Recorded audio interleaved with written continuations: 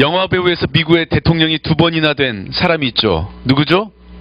예, 레이건 대통령입니다. 레이건 대통령은 2004년 6월에 하나님의 부르심을 받았는데요. 그가 알츠하이머 병에 걸렸을 때 국민들에게 편지를 썼습니다. 몇 구절 읽어드리면 이렇습니다. 친애하는 미국 국민 여러분, 최근에 저는 알츠하이머 병에 걸렸다는 것을 듣게 되었습니다. 지금 저는 평안합니다. 저는 하나님이 이 땅에서 저를 부르실 마지막 날까지 지금까지 늘 그랬던 것처럼 살아갈 것입니다. 제가 대통령으로 여러분을 섬길 수 있는 영광을 주셔서 감사드립니다. 하나님이 저를 부르시는 날, 그날이 언제일지라도 저는 우리나라를 사랑하는 마음으로 떠나갈 것입니다. 하나님의 축복이 함께 하시길 바랍니다.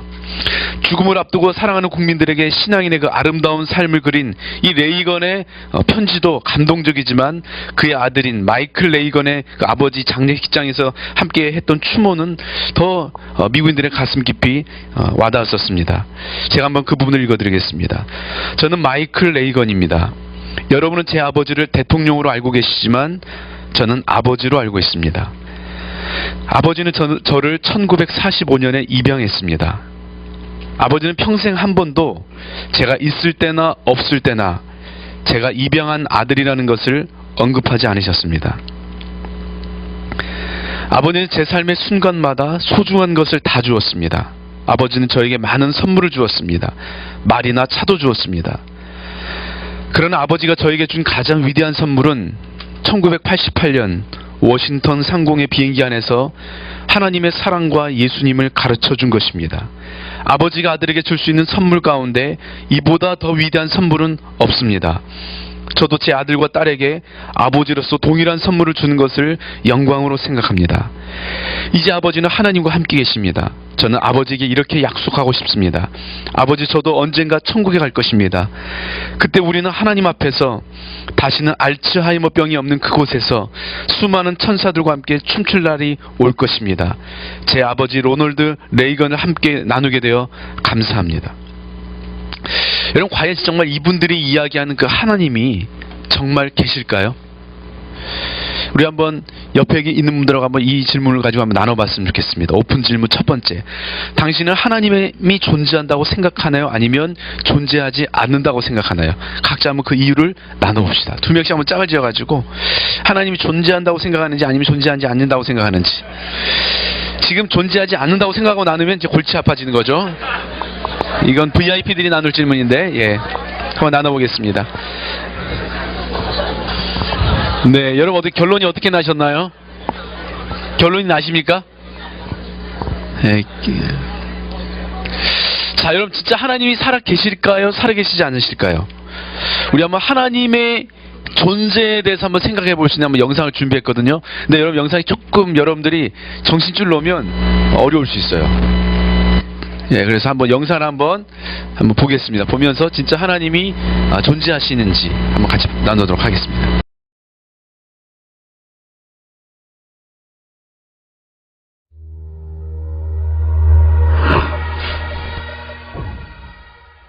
From galaxies and stars, down to atoms and subatomic particles, the very structure of our universe is determined by these numbers. These are the fundamental constants and quantities of the universe. Scientists have come to the shocking realization that each of these numbers has been carefully dialed to an astonishingly precise value, a value that falls within an exceedingly narrow, life-permitting range. If any one of these numbers were altered by even a hair's breadth, no physical, interactive life of any kind could exist anywhere.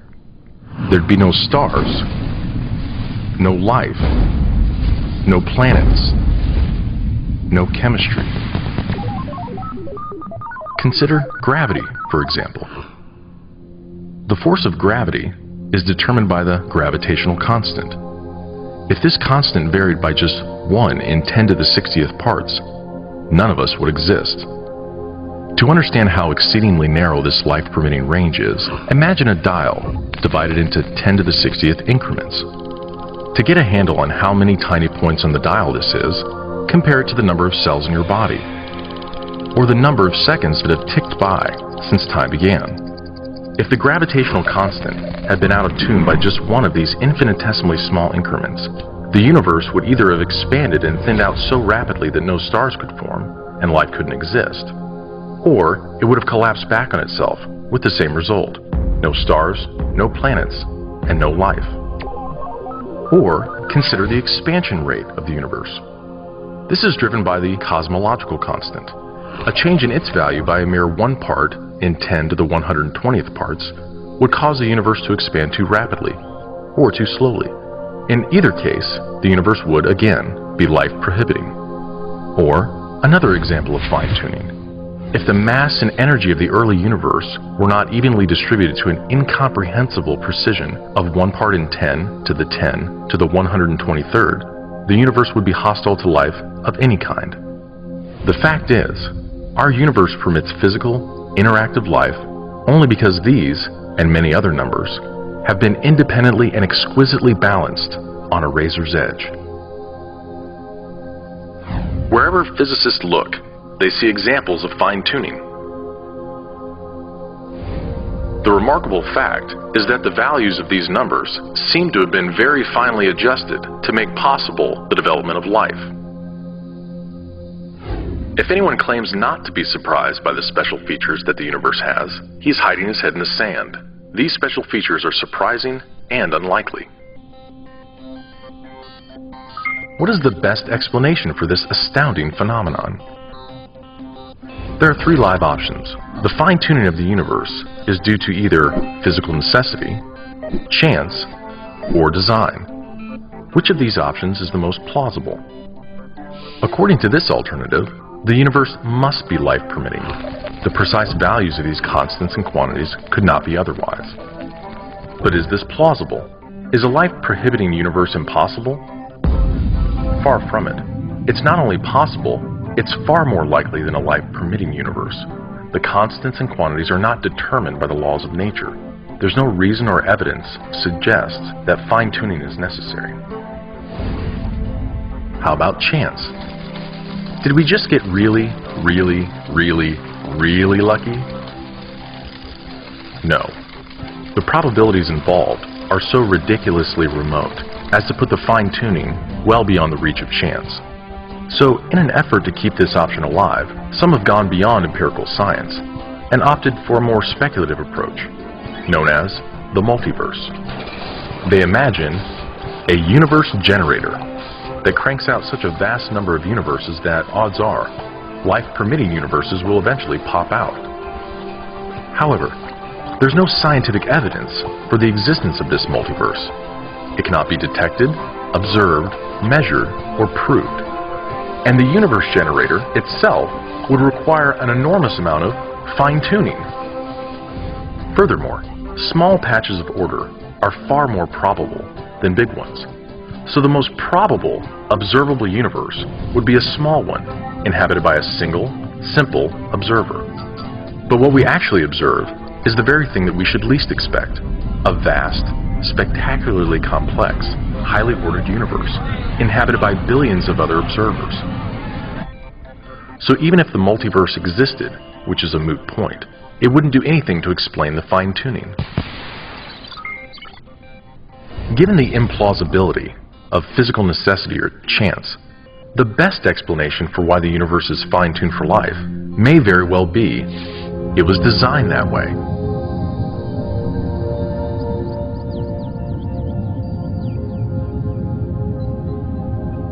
A common-sense interpretation of the facts suggests that a super-intellect monkeyed with physics, and that there are no blind forces worth speaking about in nature. The numbers one calculates from the facts seem to me so overwhelming as to put this conclusion almost beyond question. There is for me powerful evidence that there is something going on behind it all. It seems as though somebody has fine-tuned nature's numbers to make the universe. The impression of design is overwhelming. The heavens declare the glory of God. The skies proclaim the work of His hands. Day after day they pour forth speech. Night after night they reveal knowledge. 우리 한번 두 사람하고 짝지어가지고 영상을 본 소감을 한번 같이 한번 나눠보면 좋을 것 같아요. 예. 예. 이해는 다 되셨죠?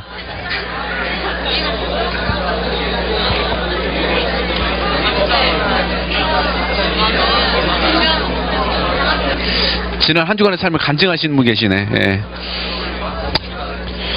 좋습니다. 자, 여러분 어떻게 영상이 좀 이해가 되십니까? 이해되세요? 예, 무슨 말을 하는지는 이해되시죠? 뭐 정확하게는 모르겠지만 그래도 뭔 말인지는 아시겠죠? 예, 좋습니다. 여러분 태양에서 지구의 이 거리가 얼마죠? 그렇죠. 1억 5천만 킬로미터. 근데 여기에서 몇 킬로만 앞으로 가거나 몇 킬로만 더 가까워지거나 멀어져도요, 우린 다 얼어 죽거나 타 죽습니다. 굉장히 정교하게 만들어졌다는 거예요. 근데 이것이 과연 우연히 일어난다고 하는 것이 과연 진짜 가능할까? 그 미국의 신학자인 윌리엄 페일리가 이런 생각을 했습니다. 어느 날 사막에서 시계를 보았다. 이 정교한 기계는 우연히 만들어졌을 리가 없다. 분명히 시계를 만든 시계공이 있을 것이다. 여기까지는 누구나 다 아는 생각이라는 거예요.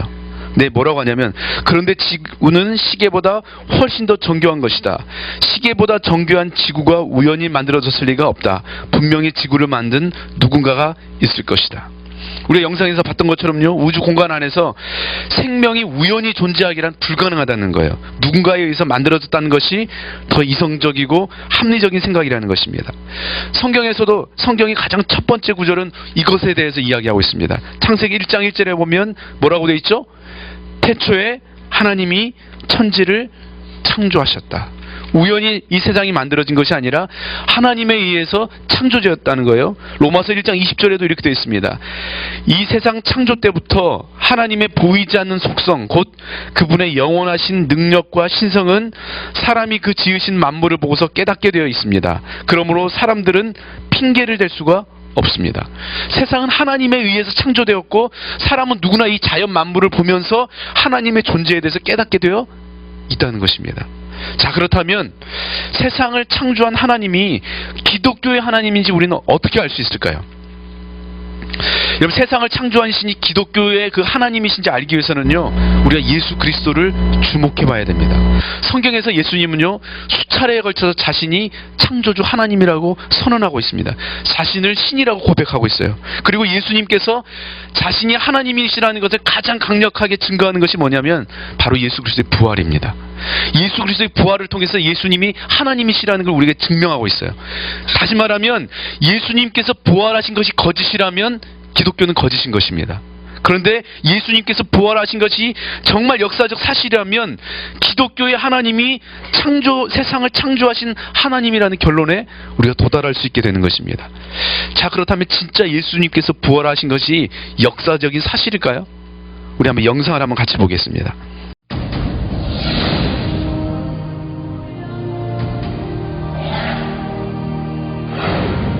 예수의 부활은 역사적 사실일까요? 사람이 어떻게 죽었다가 다시 살아날 수 있을까요? 예수의 부활을 역사적 사실로 여기는 기독교의 신앙은 단지 종교적 신념에 불과한 것일까요?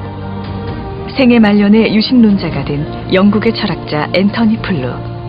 예수의 부활에 관한 증거는 다른 어떤 종교에서 주장하는 기적의 증거보다 월등하며 양적으로나 질적으로 비교가 안 될 정도로 다르다. 무신론자의 마음까지 움직이게 했던 증거. 현대인들이 납득할 만한 예수 부활의 증거는 과연 무엇일까요?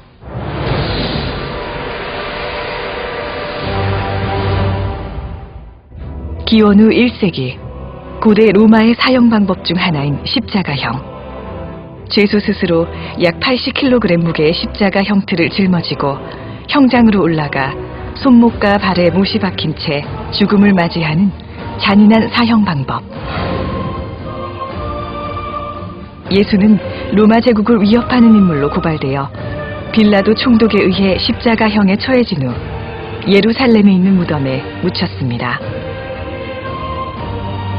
역사가 타키투스의 연대기 15권 44장 2절에도 빌라도 행정관에 의해 처형된 예수의 기록이 존재합니다. 부활을 믿지 않는 저명한 신약학자 게르트 르데만 역시 예수가 십자가에서 죽은 것은 논란의 여지가 없다라고 인정합니다.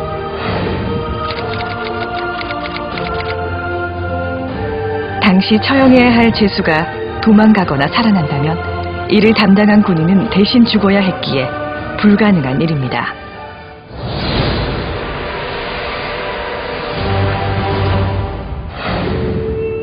예수가 죽은 지 사흘째 되는 날 새벽, 그의 무덤은 빈 상태로 발견되었습니다. 당시 무덤의 형태는 동굴 속에 관이 비치되어 있고 입구가 돌로 막혀 있었습니다. 막달라 마리아와 여인들이 무덤에 도착했을 때 입구를 막았던 돌은 옮겨져 있었고 무덤 내부는 시신을 쌌던 천만 남아있을 뿐 텅 비어있는 상태였습니다.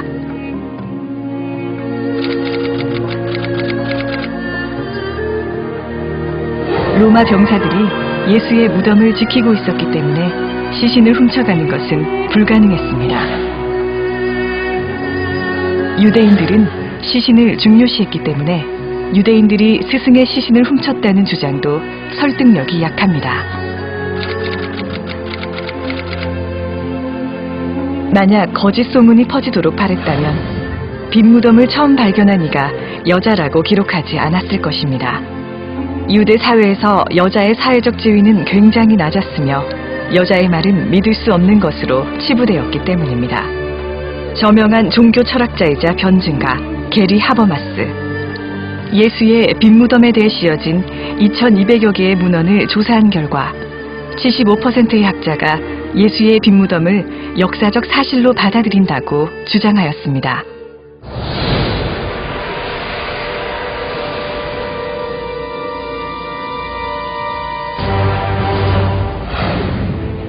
예수가 십자가형으로 죽고 무덤에서 사라진 후 부활하여 승천하기까지 40일간 예수를 만났다고 주장하는 사람들이 나타났습니다. 만약 제자들 중 몇 사람만이 예수의 부활을 주장했다면 그들은 미친 사람 취급을 받았을 것입니다. 하지만 예수를 목격한 사람은 500명이 넘었습니다.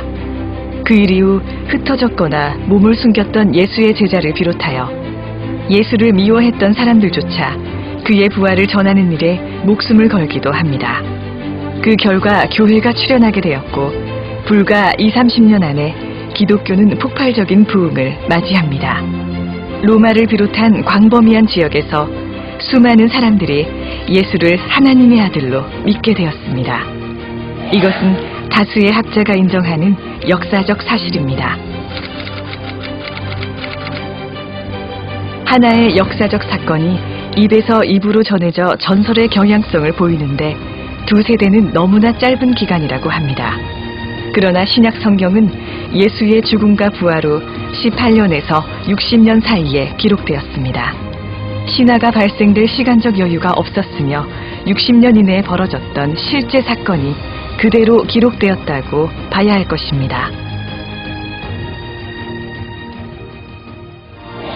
AD 30년경 로마 제국의 통치하에 있던 작은 나라에서 반역자로 처형당한 예수는 죽음 후 많은 이들에게 부활한 모습으로 목격되었고 그를 믿지 않던 이들조차 예수가 하나님의 아들임을 믿게 되었습니다.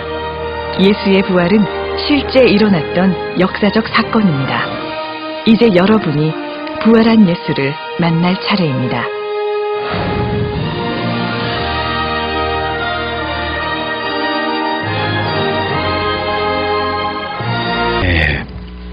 이해가 되십니까?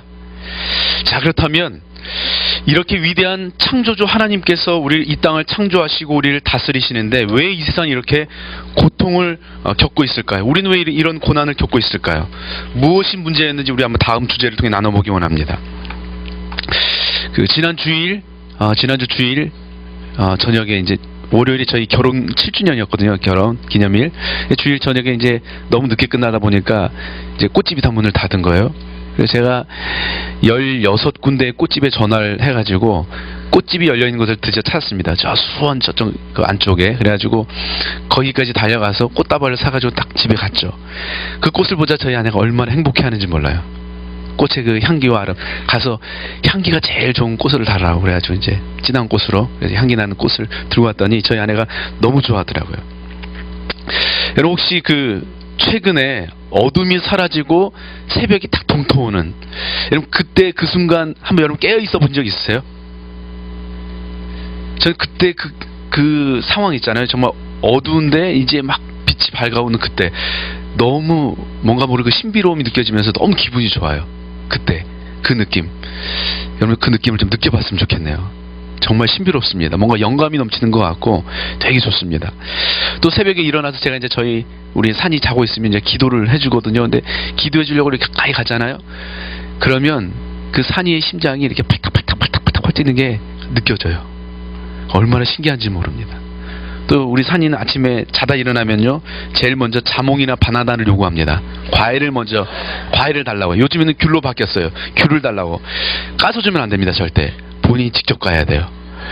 그리고 잘라주면 안 됩니다. 본인이 직접 먹어야 되거든요. 통째로 먹어야 돼요. 근데 이제 아침에 일어나가지고 혼자 그 귤을 혼자 까가지고 먹으면서 얼마나 행복해 하는지 몰라요. 그래서 산이야 행복해? 그러면 산이가 뭐라? 네, 산이 아빠 그래요. 산이는 저를 아빠라고 부르지 않습니다. 산이 아빠라고 부릅니다. 산이 아빠, 산이 엄마, 유정이 아빠, 유정이 엄마. 절대 그냥 아빠, 엄마는 없어요. 예, 굉장히 분명한 아이예요. 그래서 산이 아빠. 예. 여러분 평소에는요, 아무것도 아닌 것처럼 보이는 그런 것들도요, 우리가 그냥 흔히 지나치는 그런 것들도 우리가 자세히만 바라보면 얼마나 놀랍고 신비로운지 모릅니다. 근데 하나님께서도요, 이 세상을 지으시고 너무나 그 아름다움에 놀라 감탄하셨다고 하십니다. 창세기 1장 31절 같이 한번 읽어볼까요? 시작.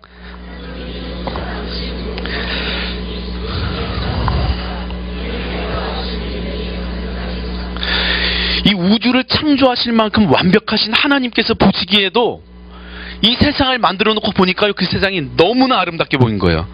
근데 하나님께서 이 신비로운 우주 만물을 창조하실 때 이 창조의 클라이막스가 뭔지 아십니까? 바로 인간이었습니다. 인간, 사람이었어요. 하나님께서는요, 이 온 우주 만물을 인간을 위해 지으셨습니다. 인간이 지낼 수 있는 모든 환경을 조성해 놓고 마지막에 비로소 인간을 지으신 거예요. 순서가 바뀌었으면 큰일 났죠. 빛이 있으라 해놓고 바로 인간 시와라 그럼 인간 끝나는 거예요. 이제 뭐 그렇지 않겠어요? 우리가 지낼 수 있는 모든 환경을 다 만들어 놓고 마지막에 우리를 지으셨다는 건 창조의 목적이 누구라는 거예요? 인간이라는 것입니다. 근데 하나님께서 왜 인간을 지으시고 창조하셨느냐? 바로 우리를 사랑하시기 위해서입니다. 하나님 우리를 사랑하시기 위해서 우리를 지으셨다는 거예요. 다시 말하면 창조의 목적이 인간이었고 인간을 창조한 이유가 사랑하기 위해서라는 거예요. 그러면 우리를 사랑하신다는 사랑하기 위해서 우리를 지었다는 그 근거가 뭐냐? 바로 인간의 자유의지입니다. 자유의지. 하나님 우리를 사랑하기 위해서 지으셨습니다. 근데 사랑하기 위해서는요, 사랑하지 않을 자유의지가 있어야 됩니다. 마치 강도가 들이닥쳐가지고 칼을 들이대면서 너 나 사랑하냐고. 거기서 사랑하지 않는다고 대답할 수 있어요, 없어요? 여러분 아주 뭐 원칙주의적인 사람이네요. 그래 난 사랑하지 않는다. 그렇게 얘기할 수 있어요? 아니죠. 그 순간 우리는 사랑한다고 얘기하겠죠. 근데 여러분 강도가 칼을 들이대면서 사랑하지 않는다고 할 수 없는 그 조건 안에서 사랑한다고 하는 그 고백이 진짜 사랑이겠습니까? 그건 사랑이 아니죠. 우리가 사랑을 하기 위해서는요, 사랑하지 않을 수 있는 자유의지가 있어야 됩니다. 이 자유의지가 갖춰진 상태가 비로소 사랑할 수 있는 조건이 갖춰진 거예요. 무슨 말인지 이해되십니까?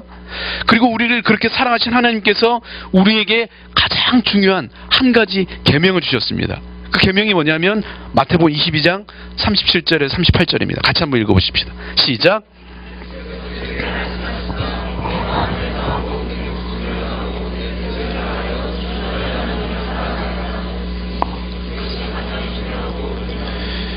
여러분 하나님께서 우리에게 주신 가장 중요한 계명이 뭐라는 거예요? 하나님을 사랑하는 것입니다. 여러분 하나님께서 지금 우리에게 사랑하라는 그 계명을 주셨거든요. 근데 그 계명의 이유가 뭐예요?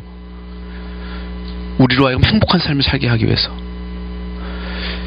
우리를 사랑하신 하나님께서 우리를 지으시고 우리에게 주신 계명이 있는데 그 계명조차도 누구를 위한 거예요? 우리를 위한 거라는 겁니다. 이것은 마치 이런 거하고 똑같아요.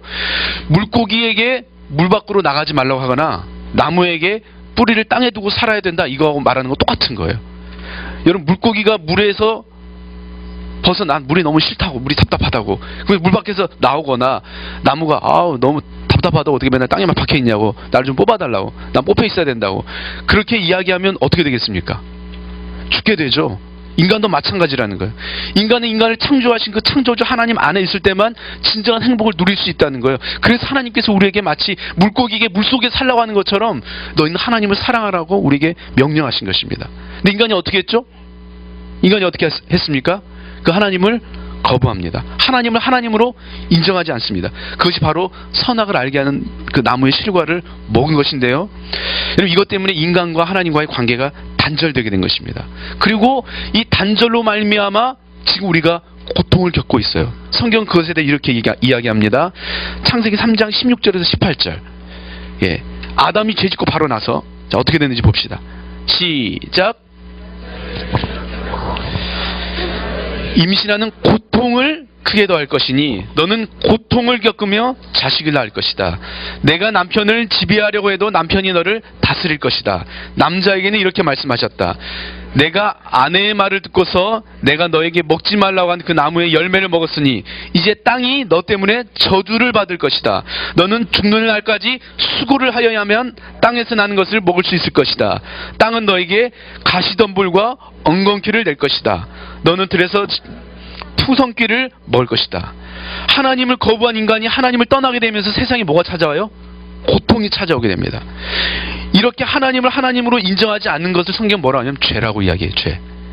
그리고 이 죄로 말미암아 하나님과 단절되게 되면서 어떻게 해요? 세상에 고통이 들어오게 됩니다. 그리고 이 고통을 우리는 뭐라고 해요? 죽음이라고 합니다.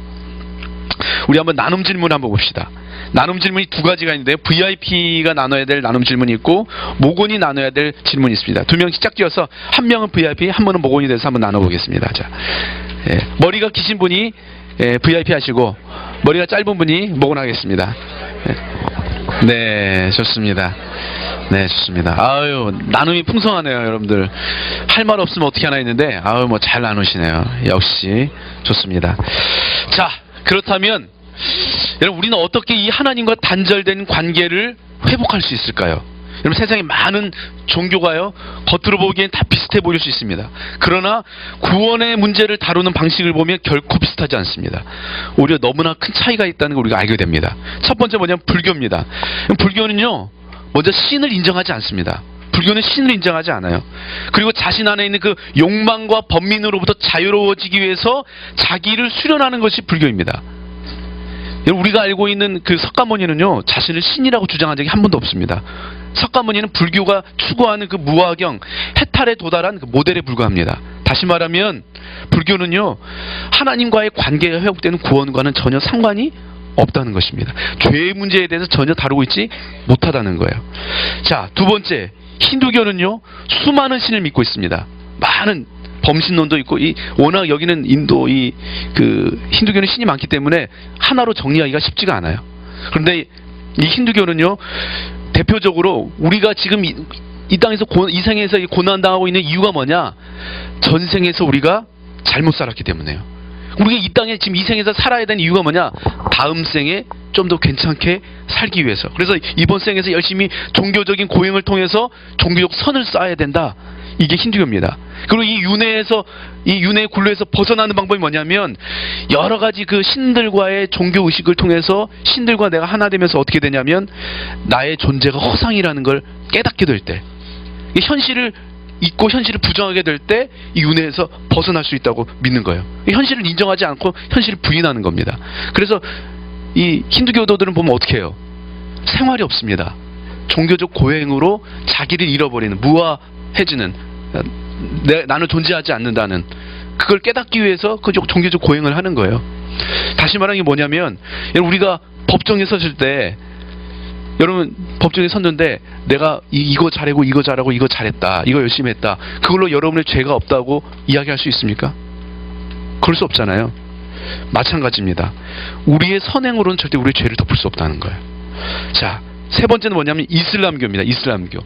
이슬람교는 알라라는 그 신을 믿는 유일신교거든요. 근데 이 이슬람교는요, 종교적인 그 법규를 잘 지킴으로 말미암아 구원받는다고 가르치는데 대표적인 게 5가지가 있어요. 첫 번째 뭐냐면 라일라 일라 알라 무하마드 라술 알라, 이 고백을 해야 됩니다. 예. 라일라 일라 알라 무하마드 라술 알라, 이게 뭐냐면 오직 알라 외에는 다른 신 없으며 무하마드는 알라의 선지자다, 이런 뜻입니다. 이 고백을 해야 이슬람교로 개종할 수 있어요. 이걸 해야 되고요. 두 번째는 이제 기도를 해야 되는데 매일 5번씩 의식적인 기도를 수행해야 됩니다. 매일 5번씩 메카를 향해서. 세 번째는 뭐냐면요, 기부를 해야 되는데요, 매년마다 일정 그 비율을 가지고 기부를 해야 됩니다. 또 네 번째는 뭐냐면 사움이라고 하는데 이 이슬람의 그 라마다 기간이 있거든요. 이슬람 달력의 9월, 이 라마다 기간에 금식을 해야 됩니다. 금식을 해야 되고, 마지막에 뭐냐면 하지라고 하거든요. 하지. 무슬림들은 적어도 일생에 한 번은 이 사우디아라비아 이 메카에 가가지고 순례를 해야 됩니다. 그래야지 구원을 받을 수 있어요. 근데 그렇게 했다고 해서 다 구원받느냐? 그렇지 않습니다. 그렇게 했음에도 불구하고 알라가 허락해야지만 구원받을 수 있어요. 알라가 얼마든지 거부할 수 있다는 거예요. 열심히 이 종교 이 의식을 지켜야 구원받을 수 있지만, 그렇다고 해서 다 구원받는 게 아니에요. 알라가 거부하면 구원 못 받는 거죠.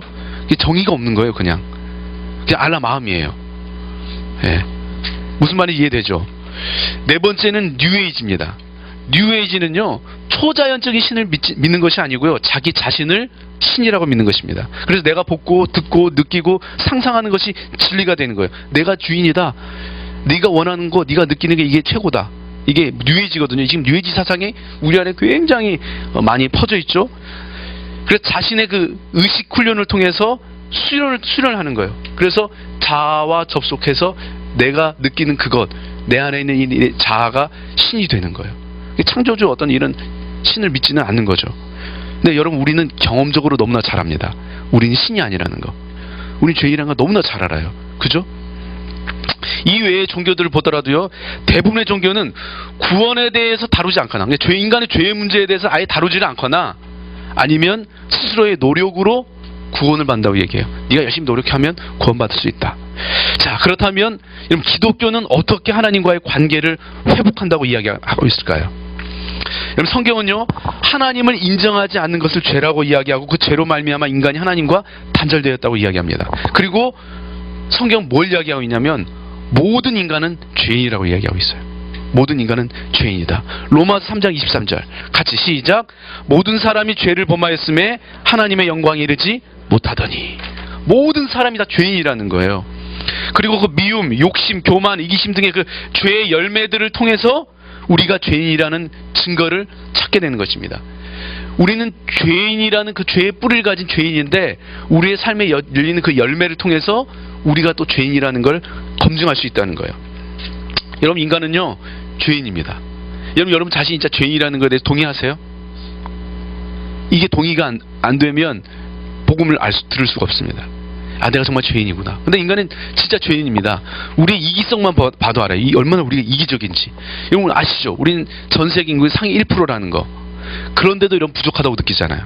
뭔가를 더 얻어야 된다고 생각하고, 나머지 99%를 생각하는 게 아니라 그 1% 안에서의 또 상위 1%를 우리는 생각하면서 살잖아요. 그만큼 인간은 철저하게 이기적이라는 거예요. 자기중심적이라는 거예요. 이게 죄인의 속성이거든요. 근데 이 죄의 문제를 해결하기 위해서는요, 죄값을 치르는 것 외에는 방법이 없습니다. 가장 공의로운 거예요. 그게 죄값을 치러야지만 돼요. 내가 열심히 노력한다고 해서 되지 않습니다. 그 죄의 값을 분명하게 치러야 됩니다. 근데 인간은 뭐라고 얘기해요? 다 죄인입니다.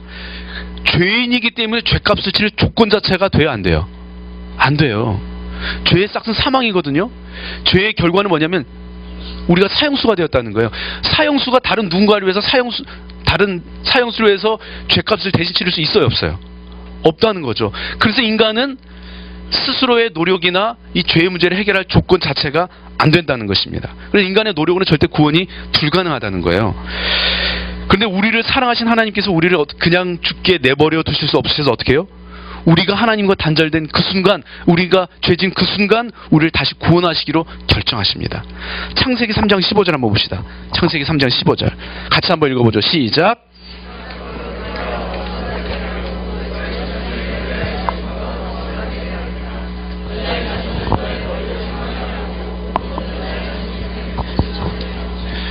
하나님께서요, 우리가 죄 짓고 하나님 떠나고 나서 고생하고 있는 걸 지켜보다가 야, 이제 얘들 불쌍해서 안 되겠다, 그냥 내가 어떻게 한번 살려봐야겠다, 이렇게 생각한 게 아니에요. 생각을 바꾸신 게 아니에요.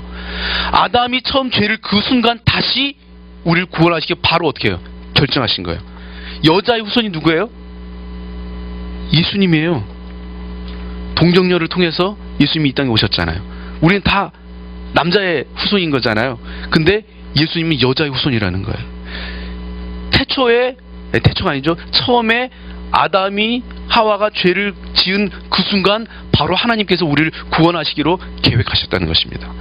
여러분, 우리를 구원하기 위해서 필요한 조건이 있다고 했죠. 그건 뭐냐면 일단 죄가 없어야 됩니다. 죄가 없이 거룩하면서 동시에 우리의 죄값을 치러야 되는 인간이 돼야 됩니다.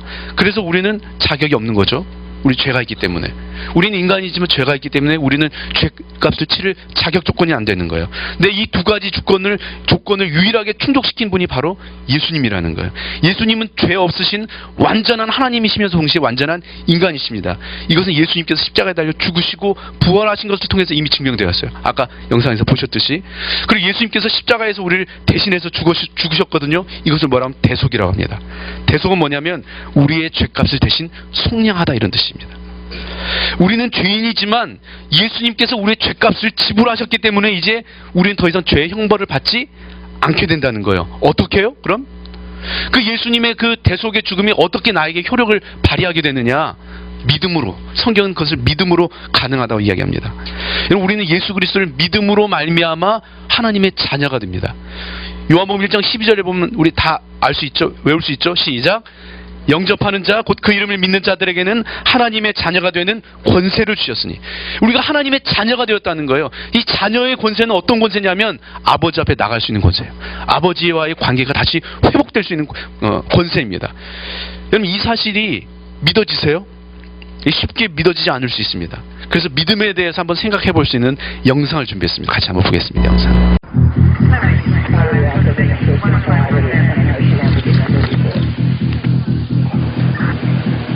There's no statute of limitations on murder, and the ones that are unsolved go into a cold case file. In Torrance, California, those cases landed on the desk of Detective Jim Warner Wallace. Several cold cases that Jim solved were featured on NBC Dateline. In the end, you're trying to figure out what just happened here, are constantly entering each scene and asking what really happened here using the evidence available to you. Because these are cases that really were given up for lost. Really nobody had any expectations of ever solving those cases. Jim started in law enforcement as a patrol officer. A second-generation cop, he wore his badge proudly. He had a keen eye and sharp mind, and by his 30s was promoted to detective. He was also a loving husband, dedicated father, and an avowed atheist. I was more than happy with the idea that I would live my life, and when I closed my eyes for the last time, I would be in the dirt. Came from nothing, I'll go back to nothing. The idea of a life after this one was meaningless to me. If you had told me that I was a sinner, I would have laughed at you. I know what sinners look like. They're the folks I take to jail. That's not me. I'm a good guy. Jim always prided himself in his intellect and openly mocked people of faith, especially Christians. I thought it was a completely unnecessary mythology that I just could not be part of. Reason and observation and scientific exploration would eventually have answers for all the questions that I had about life. There was one friend who kept inviting Jim and his wife Susie to church. Susie wanted to go because she believed in God and felt their children should go to church like she and her family did. I never read the Bible and really didn't have much understanding of what it all really meant. I think I knew the basic tenets of the faith.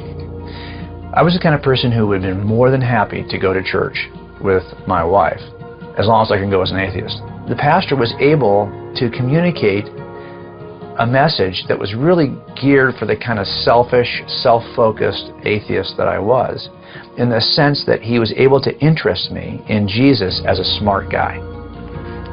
Jim was intrigued, so he bought a $6 Bible. I wasn't about to spend any more than $6 on this. And I was looking for the red letters. I want to see what Jesus has to say. If he's got some wisdom to share, let's hear it. Jim put his training as a detective to work and pored over the Gospels. He discovered something that in his line of work was critical to any investigation: eyewitness accounts. If you have multiple eyewitnesses that see the same event, they never tell you the same story, but they do tell you a story that can be seen together like a puzzle. I was seeing these characteristics in the Gospels. And I thought, wow, in some aspects, I think this stuff feels and looks a lot like eyewitness testimony. And so I was willing to take a step with it and start to examine it as an eyewitness account to see if it would hold up. This was intriguing to me because it was a claim not just about some wisdom from the ancient past, but a claim about an event that either occurred or didn't occur in the ancient past, and that was something I could test. Jim also looked into the writings of other ancient historians to verify the accounts he found in the Bible. So I think as I went through that process of digging, looking at language, looking at the template that I used to evaluate eyewitnesses, I became more comfortable and more confident that those were accurate, reliable eyewitness accounts. We were both learning so much at the same time. When Jim's atheism couldn't stand in the light of the evidence, he was faced with one question. Why do we need a Savior? To answer that question, Jim had to admit that his pride was keeping him from accepting the truth about Jesus. It wasn't that there wasn't enough evidence. It was all about realizing I'm not God, and realizing that, man, I'm a mess. And there's a lot about my life that I would like to change, a lot that I'm not proud of, a lot that I need forgiveness for. Jim, the good guy, needed a Savior too. I, for a lot of years, worked hard to resist God's Spirit. And at some point, I just said, okay, I'm done. I believe it. I'm in. I submitted everything to Him. I submitted everything to Christ. I submitted every waking thought. I felt like I was getting to witness a miracle just unfold right before me. It was just amazing. The first thing that changed for me was a sense that this huge separation I'd always drawn from the people who are on one side of the bars and the people who are on the other side of the bars vanished. I have become a much more forgiving person, I hope, because I'm constantly reminding myself of my need for forgiveness. Jim went on to become a celebrated cold case detective. He also defends his faith as a Christian apologist. Together, he and Susie have built their lives on the truth of God's Word. God knew me. He knew how committed I was to looking at evidence. And I think God reached me through that evidence. It may not be how everyone hears the gospel for the first time. But for folks like me, I needed to be reached this way. So I'm only a Christian today because it's true.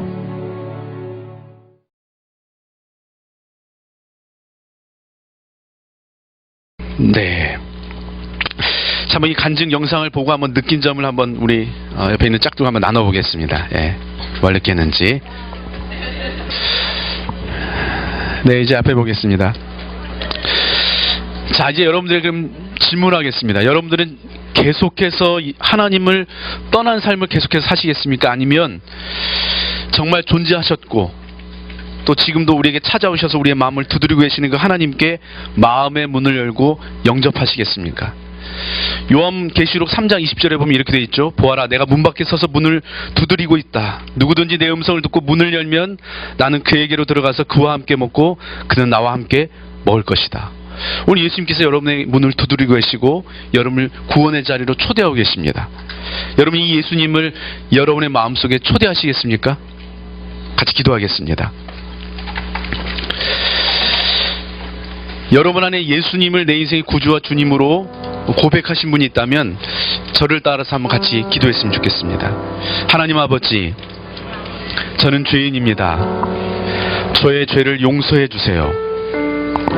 예수님이 하나님의 아들이시며 저의 죄를 위해 십자가에서 죽으시고 부활하셨음을 믿습니다. 이제 제 마음의 문을 엽니다. 예수님을 저의 삶의 구원자와 주님으로 모십니다. 이제 예수님을 믿고 따르기 원합니다. 예수님의 이름으로 기도합니다. 아멘. 여러분, 이제 우리는 우리 안에 계신 그 예수님과 동행하는 삶을 살게 되었습니다. 여러분, 이것이 구원입니다. 우리는 지금부터 예수님과 동행하는 천국의 삶을 살게 되고요, 또 하나님이 계신 저 영원한 천국에 우린 들어가게 될 것입니다. 그렇다면 우리는 어떻게 이 땅에서 주님과 동행하는 그 풍성한 삶을 살 수 있을까요? 두 가지가 중요합니다. 첫째는요, 성경을 통해서 하나님이 어떤 분이신지 알아가는 것입니다. 우리가 그동안 잘못 알고 있었던 그 하나님에 대해서 제대로 알기 위해서는요, 여러분 성경을 읽고 성경을 배울 수 있어야 됩니다. 또 두 번째는요, 우리가 기도를 통해서 하나님과 동행하는 삶을 살아가는 것입니다. 여러분 예수님께서 내 안에 계신다고 하셨습니다. 이제 내 안에 계신, 그래서 내 삶의 주인 되신 그 예수님께 우리의 삶의 문제들을 물어보면서, 기도 가운데 주님께 물어보면서 주님과 동행하는 그 삶을 살아갈 때 우리는 우리의 삶이 주님과 함께하는 그 풍성한 삶을 살 수 있게 되는 것입니다. 이 그리스도 안에, 예수 안에 진정한 행복이 있는 것입니다. 우리 같이 함께 기도했으면 좋겠습니다.